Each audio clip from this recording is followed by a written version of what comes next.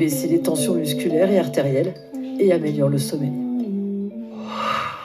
C'était il y a 100 ans, la mise au jour du tombeau du pharaon égyptien Toutankhamon, l'une des plus grandes découvertes archéologiques de tous les temps. Alors ce soir, à l'occasion de cet anniversaire, c'est Franck Hédard qui répond à nos questions. Alors Franck, déjà, c'est une découverte que l'on doit au Britannique Howard Carter. Effectivement, Florence, le 4 novembre 1922, un escalier qui mène à la tombe de Toutankhamon est découvert donc par Howard Carter et son équipe. Dans ce tombeau, ils vont trouver, répartis dans plusieurs pièces, près de 5000 objets.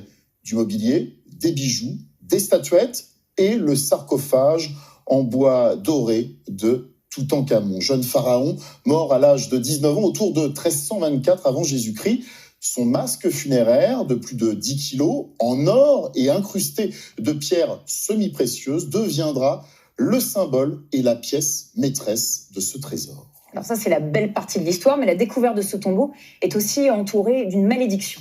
Oui, des morts plus ou moins mystérieuses et plus ou moins romancées, mais finalement souvent dues, Florence, au hasard ou bien aux conditions de vie de l'époque. Lord Carnarvon, le mécène de l'archéologue, meurt en 1923 d'une septicémie après une coupure infectée. En 1924, un professeur, un des premiers hommes à être entré dans la chambre mortuaire, ainsi qu'un radiologiste qui a examiné la momie, décède, etc., etc. Quant à Howard Carter, il est mort d'un lymphome à l'âge de 64 ans et lui n'a jamais cru en cette malédiction.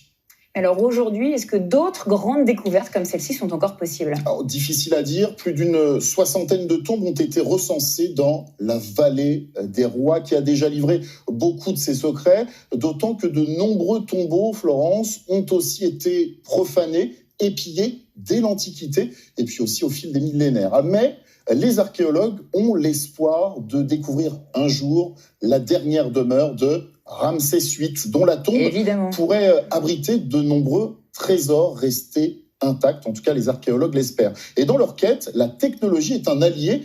Géoradar ou bien thermographie infrarouge, par exemple, pourrait les y aider. Mais il leur faudra aussi beaucoup de travail de recherche et puis aussi sans doute un peu de chance. Ah, merci Franck, vous nous faites rêver avec vos histoires.